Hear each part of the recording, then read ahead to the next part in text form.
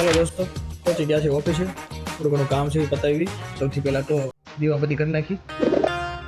ઘી એક પૂરું થઈ ગયું છે. ઘી એક લાવવાનું છે, ગ્લાસ સાફ કરવાનું છે.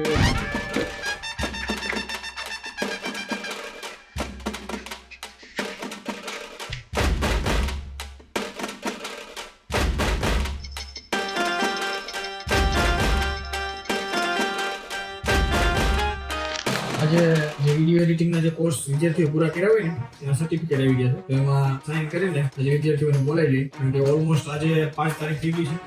તો 9 તારીખે 8 તારીખે બાળકોની સ્કૂલ ચાલુ થઈ જતી હોય. આવતા સોમવારથી તો ફોટોગ્રાફી પણ થઈ જાય અને બાળકોને સર્ટિફિકેટ મળી જાય. સરસ મજાનો બાળકો વિડીયો એડિટિંગનો કોર્સ કર્યો છે.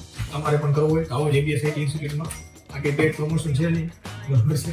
અમારી ઇન્સ્ટિટ્યૂટ છે તો ખાલી વાત છે. અને વિડીયો એડિટિંગ શીખવું જોઈએ હંમેશા, બરાબર છે. પણ અત્યારે વસ્તુ એવી થઈ ગઈ છે કે તમારે કોઈ બી વસ્તુ પોતાની પ્રમોટ કરવી છે. બોટના સીઓએ કીધું હતું અમન ગુપ્તાએ કે જ્યારે અમારી પાસે માર્કેટિંગનું ફંડ નહોતું ને ત્યારે અમે બોટના ટી શર્ટ પહેરીને અમે જાતા. એમાં એવું ન હોય કે શરમ કે કાંઈ પણ વસ્તુ તો કરવાની હોય. માર્કેટિંગ મતલબ બસ કરે જાવ, બરાબર છે. તો વધારે તમને કસ્ટમર મળશે. જો ઇન્સ્ટિટ્યૂટ હોય તો તમને સ્ટુડન્ટ મળશે. લગભગ સીઈઓ માની લો ને, ચેરમેન તો નહીં પણ સીઈઓ પોતે જ પ્રમોટ કરતા હોય છે પોતાની કંપનીને, કારણ કે એના પોતાના ઇમોશન એની સાથે જોડાયેલા. આજે એક બહુ મોટી બીમારીની એક વાત કરી છે. માનો કે 19મી સદીની અંદર વાત કરો તો ભલે, 18મી સદીની વાત કરો તો ભલે, રિસેન્ટલી હમણાં ગયો કોરોના છે, બહુ બધા એવા રોગ આવીને જતા રહ્યા છે, બરોબર છે. પણ એક એવી બીમારી છે કે જે આવી રહી છે અને જે બહુ વિકરાળ સ્વરૂપ લઈ રહી છે, તમારી સામે જ છે અને તમારી પાસેની કોઈ વેક્સિન નથી. અને જે સૌથી મોટી માનસિક બીમારી લઈને આવે છે અને જેના કારણે ખાલી માનસિક નહીં, તમને શારીરિક નુકસાન પણ થશે અને આર્થિક નુકસાન પણ થશે.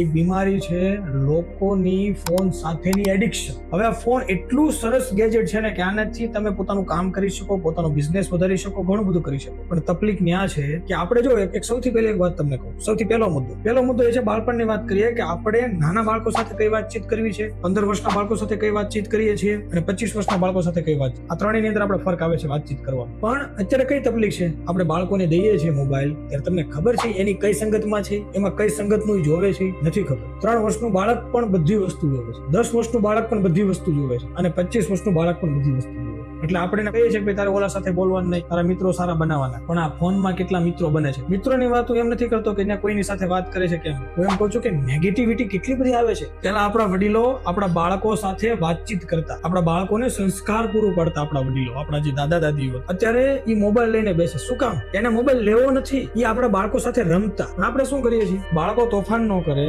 એના મિત્રો મોબાઈલ થી રમે છે એટલે આપણે શું કરીએ છીએ, આપણા બાળકને આપણે મોબાઈલ આપી દઈએ છીએ. એટલે તકલીફ ક્યાં થાય છે કે આપણું બાળક મોબાઈલમાં રહી જાય છે. એટલે વડીલો પણ એને બોલાવે તો એને નથી ગમતું. શું કરે છે, વડીલો એની રીતે મોબાઈલમાં, બાળકો એની રીતે મોબાઈલ. વસ્તુ સમજો તમે કે આ એક એવું એડિક્શન છે કે જેના કારણે મેં તમને કીધું ને આર્થિક નુકસાન. આર્થિક નુકસાન એટલા માટે એક તો મોબાઈલના કારણે બહુ બધા ખર્ચા વધી રહ્યા છે. બીજું શારીરિક નુકસાન, તમારી આંખને સૌથી મોટો પ્રોબ્લેમ. ઘણીવાર આ વસ્તુને નોંધા જેવી છે કે તમે જુઓ કે માનો કે ડિજિટલ મીડિયામાં બહુ બધું લીધા જેવું છે, ડિજિટલ મીડિયામાં સારું કામ છે, બહુ બધું પડ્યું છે, બરોબર. પણ એના કારણે જે નેગેટિવ ઇમ્પેક્ટ જે પડે છે, જે બાળકોને એ ઉંમરમાં નથી શીખવાનું એ શીખે છે, મારતા શીખે છે. આમાં છે ને બાળકો સોંગ એવું એવા મૂકે છે ને કે પાછળ છે ને એની પાછળ જે ફેક મોટિવેશન હોય ને એ એડ થાય છે. ફેક મોટિવેશન નહીં, બાળકોને પ્રેક્ટિકલ લાઈફ મોબાઈલ નથી જીવવા દેતો. બાળક ગેમ રમે ને ત્યારે જીતવું જોઈએ, એટલા માટે ક્રેક કરી લે ગેમ ને એવી બધી વસ્તુ વાપરે. શું થાય છે કે આના કારણે બાળકો હાર નથી સ્વીકારી શકતા અને નાની ઉંમરમાં આત્મહત્યા કરે છે. જે વ્યક્તિ જે મેદાન હોય ને એની અંદર જે બે ટીમ રમતી હોય, બે મિત્રો રમતા હોય, કોઈ પણ રમતા હોય, એની અંદર એક વ્યક્તિને હારવું છે. હકીકતમાં હારતો નથી, કંઈક શીખે છે. પણ જે મોબાઈલની ગેમ હોય ને એ મોબાઈલ સાથે રમે છે. એટલે મોબાઈલ બાળકને જીતાડવા માટે પોતે હારી. આ સૌથી મોટી તકલીફ છે. આપણે બાળકોને આપણે એમ કહીએ છીએ કે તું હોશિયાર થા, તું આ થા. એક વસ્તુ સમજો તમે, ખાલી મોબાઈલ થી હોશિયાર નથી થતા. આ વાત ખોટી છે. ખાલી ટેકનોલોજી હોશિયાર નથી થતા. આપણા જે વડીલો છે અત્યારે જેને બિઝનેસ એમ્પાયર ઉભા કર્યા છે, શિક્ષણનો માત્ર 50% ભાગ છે, પ્રેક્ટિકલ લાઈફનો બીજો 50% ભાગ એ નથી મેળવી શકે કે જેની તમે નોંધ લેજો. બીજું કે બુકનું વાંચન કરતા શીખવાડે, બુક નો વાંચો તો કાંઈ નહીં, પણ તમારી સાથે બેસતા એને શીખવાડે. તમારી સાથે બેસશે ક્યારે કે તમે મોબાઈલ નહીં લો તો જ મોબાઈલ નહીં લે, બાકી મોબાઈલ લેશે. તમારામાંથી જ શીખે છે. બાળકોને ઓછો મોબાઈલ આપો, પોતે ઓછો મોબાઈલ વાપરો. તમારા જીવનનો અમૂલ્ય સમય છે ને આ વેડફી નાખો. આપણા માટે બહુ સમય કિંમતી છે.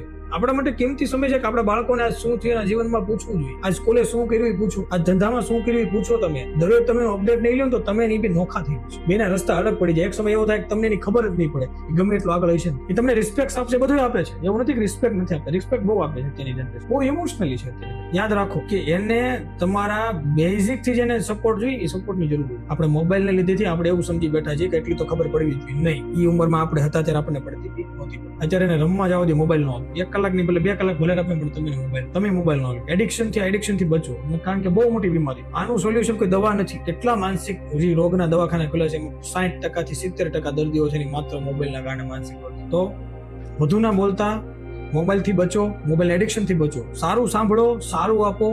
બીજું, ખુશ રહો, ખુશ રાખો અને પોતાની મસ્તી મારો. Thank you. મળી.